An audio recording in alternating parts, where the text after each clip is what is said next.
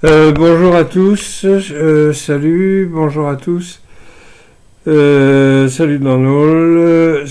Alors aujourd'hui ça va être assez relativement rapide parce que j'ai beaucoup de choses à faire. Donc je vais vous faire un hymne, vous lire l'hymne. Alors, attendez, c'est l'hymne 6, non, l'hymne 26 du sixième mandala. Mais avant, je tiens à vous à pousser, pas pousser un coup de gueule parce que c'est pas un coup de gueule, mais à vous dire un truc. Vous voyez, connaissez Dumézil, c'est le gars qui a qui est un peu à l'origine, en tout cas en France, de tout ce qui est indo-européen. Et parce qu'il a fait les comparaisons, alors tout est parti des langues, hein, bien sûr, où les gens se sont aperçus que le sanskrit avait été très très proche du latin, du grec, et puis des langues celtiques comme le breton par exemple, c'est le cas, etc. Donc à partir de là, il y a eu en même temps Max Müller qui était le premier traducteur du Rig Veda, qui a découvert alors je mets des guillemets, hein, check. Voilà, des guillemets, parce qu'il a découvert en traduisant que il y avait eu des combats entre des gens qu'il supposait être blancs. Indra doit être blanc, hein, je crois, mais enfin bon, c'est pas. Et contre des gens qui avaient la peau noire. Et donc il en a conclu que c'est des Européens qui étaient arrivés en Inde et qui avaient combattu les Indiens noirs qu'ils ont repoussés dans le sud de l'Inde, c'est-à-dire ceux qu'on appelle les Dravidiens, c'est-à-dire les Tamouls et puis tous ces gens qui pensaient ce type de langue là. Et il a, à partir de deux mots, à partir de deux shlokas si vous voulez, il a bâti cette théorie là, et puis comme ça tombait à l'époque où ils étaient très branchés colonisation, c'était en 1850 par là, un petit peu avant peut-être. Donc la colonisation de l'Inde et des autres pays, parce que à cette époque-là, tous les scientifiques, tous les grands savants, tous les gens qui étaient décorés, qui avaient des médailles et des diplômes et tout, ils étaient tous racistes. Pas méchants, ils voulaient pas lyncher les Noirs ni rien du tout. Certains d'entre eux, mais pas tous.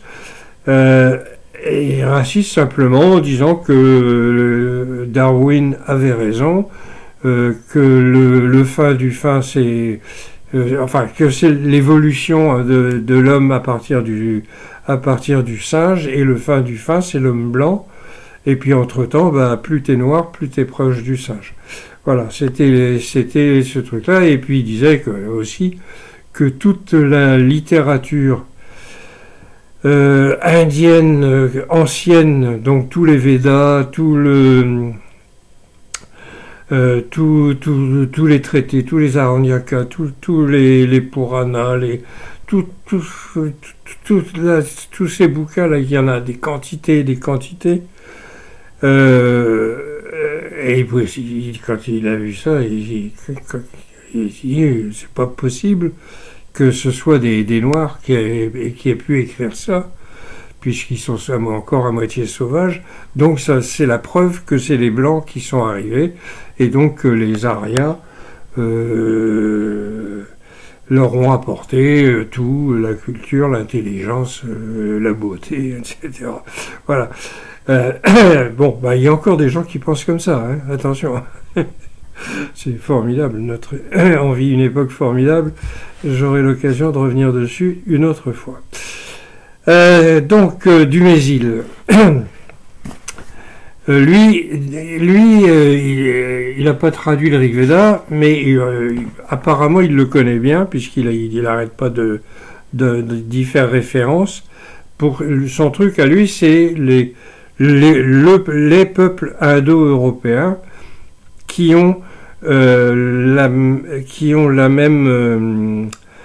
structure, le même fonctionnement, tous avec la société divisée en 3 classes que nous avions, nous, dans le temps, avant que la Révolution française, donc le clergé, la noblesse et le tiers-état. Tiers-état étant les bourgeois, hein, parce que les ouvriers agricoles ou les mendiants et autres, ceux-là, ils pouvaient crever, tout le monde s'en foutait. Ils n'étaient pas représentés. Aux États de Bretagne, les derniers États de Bretagne qui se sont tenus en 1789, sur les 45 députés du tiers-État, il y avait 4 laboureurs. Ah, ça ne veut pas dire qu'il y avait 4 paysans. Hein, mais c'était les laboureurs, c'était les stars, c'était la noblesse de la paysannerie. C'était celui qui avait son cheval, ses charrues, tout ça. Hein, et voilà. Dans ma famille, du côté de mon père, c'était ça. Du côté de ma mère, c'était les marins-pêcheurs, mais du côté de mon père, c'était les laboureurs. Sans être riches, là, ils avaient juste de quoi labourer, et puis ils allaient labourer chez les voisins, etc. Voilà. Bon, alors, bouf, on s'arrête là. Donc lui, Dumézil, il va falloir que je m'y fasse. Voilà. Dumézil, dans ce bouquin-là, Mythes et épopées, etc., il revient sur cette histoire d'indo-européens en disant que c'était le même peuple. Et la preuve est fournie dans le Rig Veda. Alors, voilà. Je vais vous lire le tout petit passage. On reconnaissait depuis longtemps, on connaissait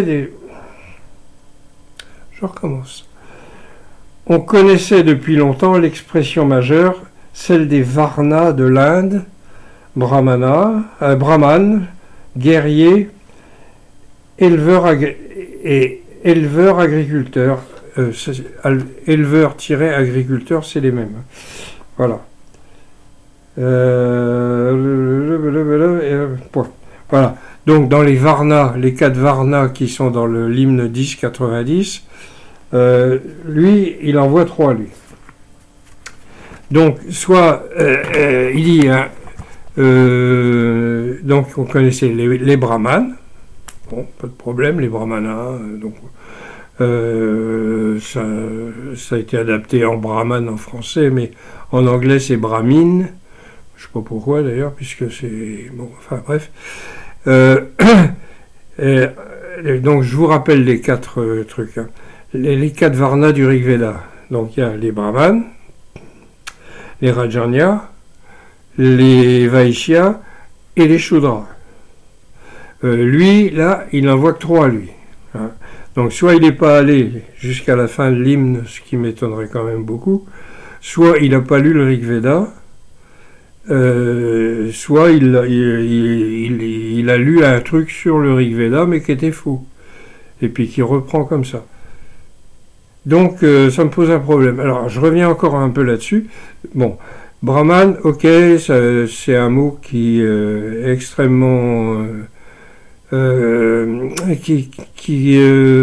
comment dire, c'est la racine bri qui veut dire grandir. Donc c'est les gens qui, leur boulot, c'est de faire grandir l'esprit, le leur et celui des autres, pour que la société fonctionne bien. La deuxième caste, lui, il dit que c'est les kshatriyas, et dans le Rig Veda, c'est marqué les Rajanya. Alors, j'ai déjà expliqué dans d'autres vidéos, etc., que ça n'a rien à voir. Actuellement, oui, la deuxième caste des Varnas, si vous voulez, qui existe et puis qui se subdivise maintenant en tout un tas de trucs, mais au départ, il y avait juste cette Varna, ce Varna-là. Varna, ça veut dire couleur. C'est devenu maintenant Kshatriya. Mais avant, dans le Rigveda, c'était Rajanya. Il y a une grosse différence parce que c'est pas du tout le même sens. Rajanya, ça vient de la racine Raj, dont on a tiré Raja et qu'on a traduit par roi, qui est peut-être une connerie, mais une bêtise, pardon. Et qui signifie représenter, gérer, administrer. Je prends toujours cet exemple-là. Le maire de mon village, qui est d'ailleurs une femme, la mère de mon village, serait obligatoirement une Rajanya. Hein? Raja, ça ne veut pas dire forcément Louis XIV. Louis XIV ou n'importe lesquels, mais enfin, tous ceux qui ont tous les pouvoirs, tout le fric, qui sont envoyés par Dieu et tout et tout. Hein, non, c'est des gens qui administrent, qui gèrent et qui peuvent être des vrais cons ou des gens très bien. Ça, c'est une autre paire de manches. Mais lui, Dumézil, qui a bâti toute une théorie là-dessus, en se trompant sur le sens du mot, parce qu'il l'a pas lu, parce que c'était pas marqué Kshatriya. Le mot Kshatriya existe dans le Rigveda, et il a dû être utilisé, je crois, c'est 3 fois. 2 ou 3 fois, 3 ou 4 fois. Donc, allez, à tout casser. Et ça s'applique à Indra. Oui, guerrier, oui, parce que la racine de Kshatriya, c'est Kshatra, c'est donc ça veut dire domination, suprématie, voilà. Alors là, oui, le Louis XIV et tout, oui. Mais ça ne correspond pas à Raja, ça correspond à Kshatriya. Il y a un autre mot qui n'existe pas dans le Rigveda, bon, lui il n'en parle pas, là, Dumézil, mais qui après a pris beaucoup d'importance, c'est Maharaja, c'est le grand roi. Alors là, oui, celui-là, il peut être en même temps oppresseur et tout ça. Mais Maharaja, vous ne le trouverez pas du tout dans le Rigveda, hein, même en cherchant bien. Bon voilà, donc je tenais à vous le dire parce que je l'ai déjà dit, mais on ne le dit jamais assez. Donc cette histoire de indo-européen, oui pour les langues, pas de problème, bon, donc ça veut dire qu'il y a eu des migrations, oui, ça d'accord. Quand par contre là, là, c'est pas du tout assuré. C'est pas du tout... Il n'y a rien qui puisse nous indiquer ça, sinon que ça se passait du temps, peut-être du temps de Divodasa, qui était le grand-père de Sudasa, qui est celui qui a uni tous les peuples védiques dans le même truc, dans la même confédération, enfin... il en a fait une confédération, si vous voulez. Entre les Druyus, les Pourus, les Anus, les Turvacha, etc., les Yadus. Bon. Voilà. Donc peut-être qu'il y a eu à ce moment-là des gens du Nord qui sont descendus parce que il y a eu deux gros événements, un climatique et un vulcanologique ou sismique. Pas sismique, vulcanologique. Je sais pas si le mot est bon. Enfin, bref, un gros volcan.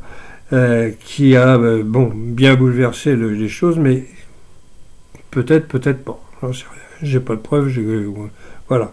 J'ai essayé de trouver des trucs intéressants, j'ai trouvé que des résumés, puis je suis pas non plus un grand connaisseur. Donc si vous avez des informations là-dessus, voilà. Bon, tout ça, vous trouverez dans tout ce qui est tout ce qui concerne le Rig Veda, pas le Rig Veda lui-même, en lui-même, parce que autant avoir le texte, c'est la civilisation que j'ai pu reconstruire à partir des traductions, puis en comparant avec la civilisation de l'Indus, etc., puisque ça se passe en même temps et au même endroit. Donc, à moins d'être... à moins qu'il se soit complètement ignoré, mais c'est totalement impossible. Alors ça se passe en même temps et en même endroit, mais sur 2 millénaires. Hein. Donc sur 2 millénaires, il s'en passe des choses. Pour vous faire une idée de ce qu'est un millénaire, parce qu'on a souvent tendance à parler de millénaire comme on parle de siècle ou de semaine, il y a 1000 ans, qui parmi d'entre vous est capable de dire qui était roi de France? Eh bien, le roi de France, c'était Robert le Pieux, le fils du Capet. Donc, ça ne nous rajeunit pas, comme dirait l'autre.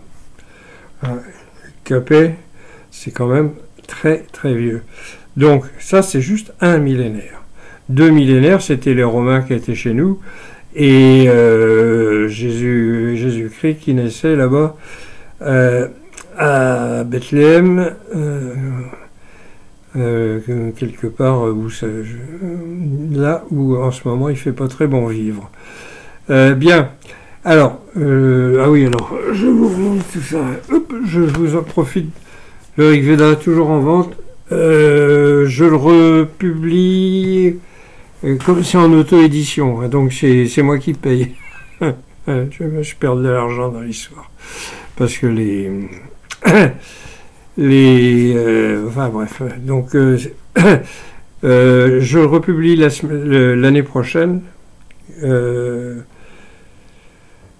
peut-être, on va voir, parce qu'il y avait deux formules, une formule en 2 tomes, mais ça c'est pas une bonne idée, en 1 tome c'est bien, donc il va ressortir probablement en 2025. Ça va bientôt s'arrêter là, je pense pour la fin de l'année ou début janvier, enfin bon, quelque chose comme ça. Et aussi important, c'est enfin disponible en anglais. Il est enfin disponible. Ah ben il est dans mon armoire là, je vais pas retourner. Il est disponible en anglais. Et celui-là aussi, hop, alors j'ai pas encore reçu mes exemplaires, mais je vais les recevoir, puisqu'on m'a dit qu'ils avaient été postés, mais le temps de venir en Inde, surtout que ça vient par chameau, non plus maintenant, mais bon, bref, allez, on passe à l'hymne 6, l'hymne 26 du 6e mandala. Alors c'est un hymne à Indra, hein, par Bharavaja Bharaspatya, le rishi. Donc il y a plusieurs maîtres, vous verrez, il y a le Trishtup, etc. Bon, donc c'est un hymne à Indra. Écoute-nous, Indra, nous t'appelons pour ta grande force dans les puissants combats qui font grandir. Quand les peuples sont allés dans les combats, tu nous as donné ta protection qui fait passer de l'autre côté le jour voulu. Je le relis, hein, il est pas mal. Écoute-nous, Indra, nous t'appelons pour ta grande force dans les puissants combats qui font grandir. Quand les peuples sont allés dans les combats, tu nous as donné la protection qui fait passer de l'autre côté le jour voulu. Donc, alors, je vais vous expliquer un petit peu.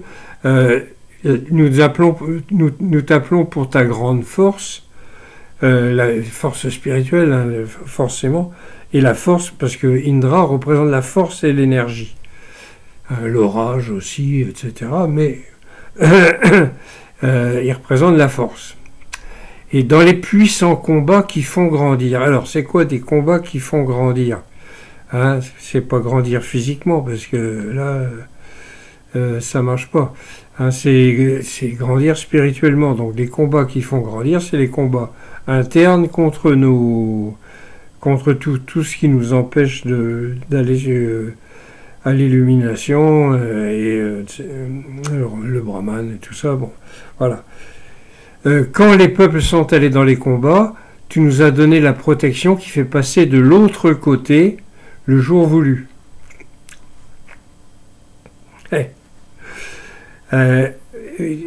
Bon, je pense que c'est clair. Enfin, je pense que c'est clair. L'autre côté, c'est de l'autre côté, évidemment, après la vie, quoi. Hein, le jour voulu. Bon, je pense, mais voilà. Ça, le 6e mandala, c'est d'après Talageri et les Anukramani. Je pense que c'est le plus ancien de tous les recueils d'hymnes, de tous les mandalas, quoi. Il t'appelle, toi le héros, fils de héros, pour gagner la grande énergie qui doit être prise dans les combats. Toi, Indra, puissant champion, tu triomphes des ténèbres. Le combattant te regarde, te battre à coups de poing parmi les vaches.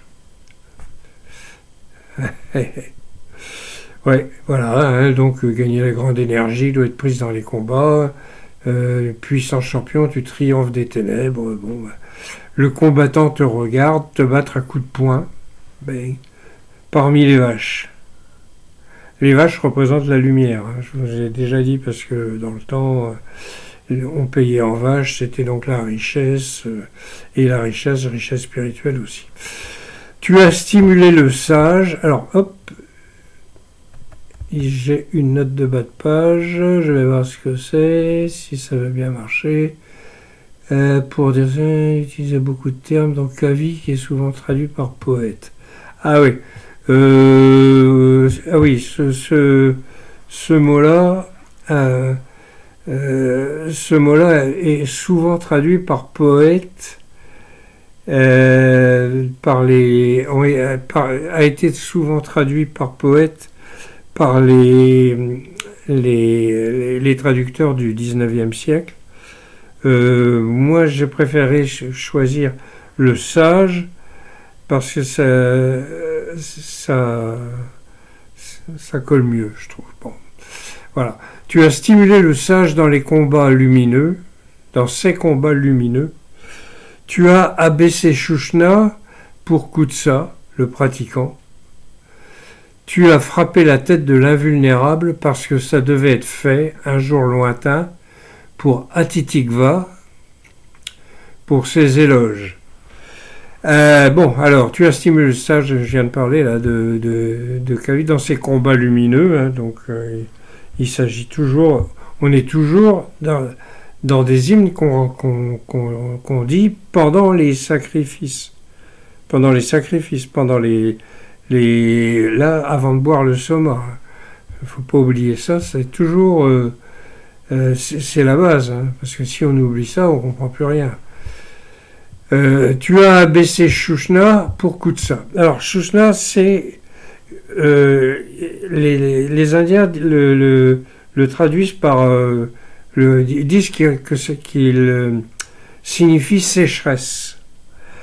Hein, une sécheresse, parce que la racine Shush signifie sec... sécheresse, voilà. qu'il n'y a plus d'eau, quoi, etc. Donc, Shushna, c'est donc l'ennemi, la sécheresse. Donc, c'est peut-être aussi un petit rappel de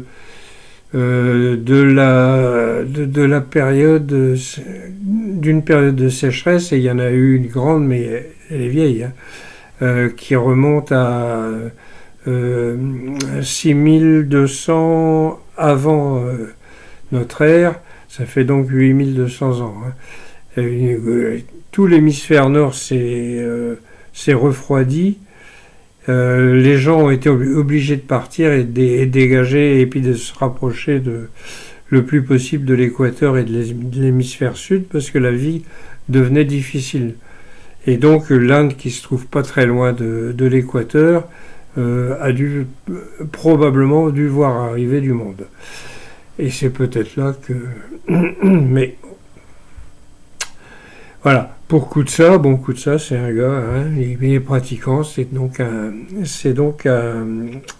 aria. Tu as frappé la tête de l'invulnérable. Bon, ben l'invulnérable, je ne sais pas qui c'est. Ils n'ont pas... il ne précise pas, parce que ça devait être fait un jour lointain pour Atitikva. Alors Atitikva, c'est, je vais aller voir là. Alors donc c'est quelqu'un, et le mot et son nom signifie celui vers qui les invités doivent aller. Voilà. Donc tu as frappé la tête de l'invulnérable parce que ça devait être fait un jour lointain pour Atitikva pour ses éloges. Tu as approché le char de combat au bon moment, tu as protégé le puissant combattant pendant 10 jours, tu as tué Tugra, favorisant Tuji, tu as renforcé Vetashu ô Indra. Tu as approché le char de combat au bon moment, tu as protégé le puissant combattant pendant 10 jours. Donc Indra est représenté dans un char de combat. Les chars de combat ont au maximum 6000 ans. Au maximum 6000 ans. Donc l'hymne, les événements auxquels je faisais référence vis-à-vis de Shushna, ça se passe 2000 ans plus tard. Donc il est possible que ce soit un hymne qui soit fait plus tard, relatant les histoires qui sont passées 2000 ans plus tôt. Hein. On a toujours, nous, c'est notre cas, hein. Par exemple dans la Bible, l'histoire de Jésus, ça a 2000 ans, hein. 2024 ans en plus. Voilà. Donc c'est possible que ce soit ça, ou alors que la sécheresse soit une sécheresse plus récente, et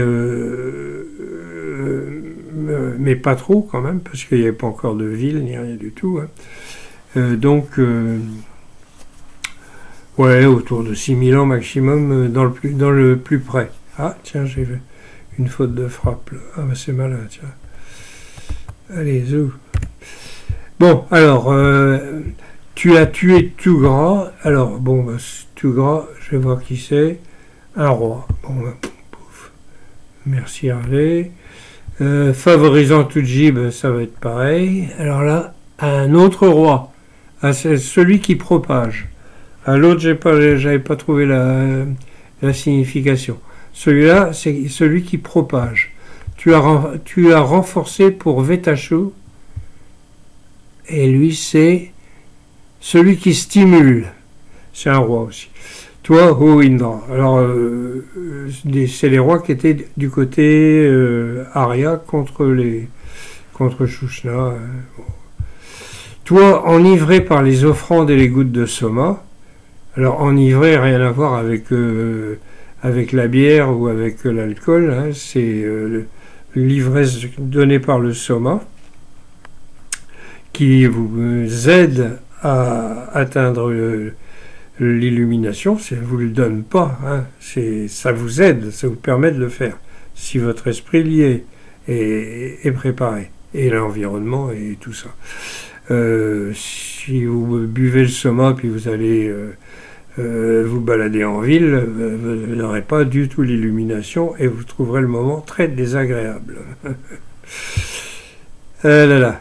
Tu as fait cet hymne puissant, alors, je reprends. Hein. Donc, tu as fait cet hymne puissant, ô Indra, quand tu as percé. Tu vois pourquoi je parlais d'ivresse, moi? Ah, j'avais sauté un... D'accord. Mais à culpa, j'avais sauté un truc. Tu as fait cet hymne puissant, ô Indra, ô héros, quand tu as percé...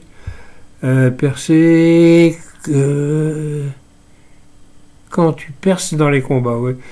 Quand tu as percé dans les combats, avec 100, avec 1000, alors avec 100, avec 1000 soldats, je pense. Tu as frappé l'impie Shambhara. Alors Shambhara, c'est encore un autre mythe qui... alors, je vais voir ce qu'il y a. Ah oui. Ah bah oui. Shambhara, donc d'après des textes qui ont été faits après, mais qui sont crédibles, c'est les brahmanas, etc. Donc ça a été fait longtemps après, mais la tradition était orale, donc ça s'est transmis.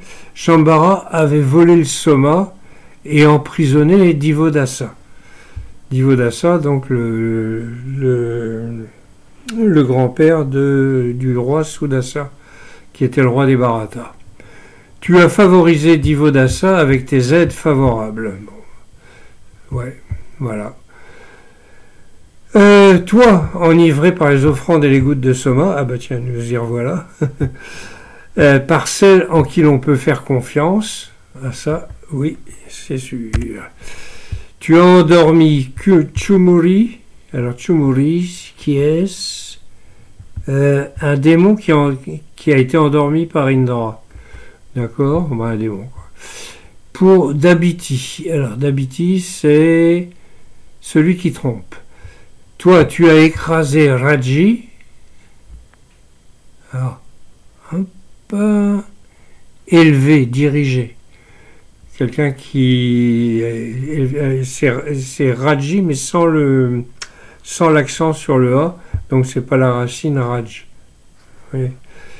Ton ami avec tes 60 000 soldats, j'imagine, guerriers, héros, voilà, pour plaire à Pitinas avec ta force. Puis-je, avec ceux qui extraient le soma, obtenir ta grande invulnérabilité, ô Indra, et ta gracieuse puissance, quand tu es rejoint par les héros qui te vénèrent, les héros de Nahusha font une triple protection, toi le plus puissant. Puis-je, avec ceux qui extraient le soma, obtenir ta grande invulnérabilité, ô Indra? Alors là, c'est peut-être une allusion à l'immortalité. Ô Indra, et ta gracieuse puissance. Quand tu es rejoint par les héros qui te vénèrent, les héros de Nahusha font une triple protection. Là, il y a quelque chose qu'il faudrait que je comprenne, mais j'ai pas compris. Il y a quelque chose là-dedans. Toi, le plus puissant.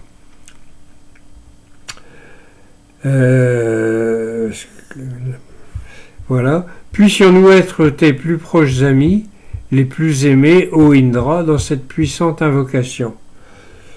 Ô puissant. Que le fils de... Alors, que le fils de Pratardana, qui est-ce? Ce serait un des premiers rois de Varanasi. Ah, de Bénarès, quoi. Hein, Varanasi, c'est Bénarès. Ah, donc, ce serait le premier roi, tiens. Je ne pensais pas que ça s'étendait jusque-là.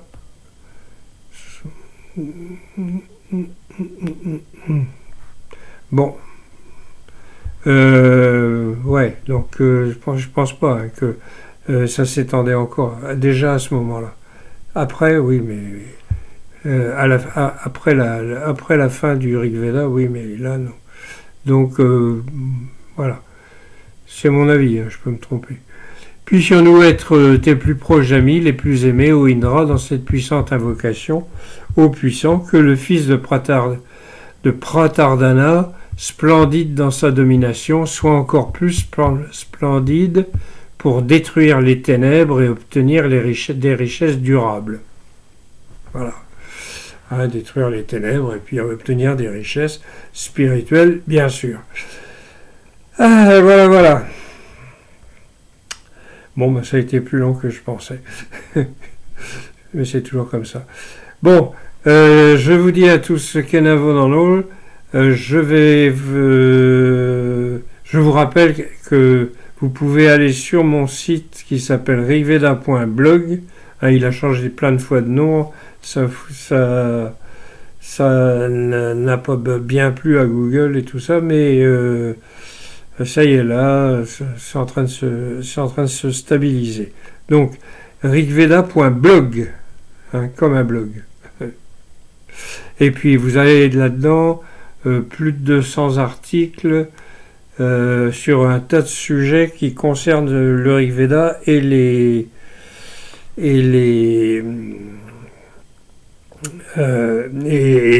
autres civilisations qu'il y a autour, les rapports entre eux, etc. Donc voilà. Je vous dis à tous, Kenavo, et Aveshal. À la prochaine. Allez, à une autre fois, pardon. Allez, et je coupe ce truc, si j'arrive à le faire, parce que des fois, c'est quelquefois un peu compliqué.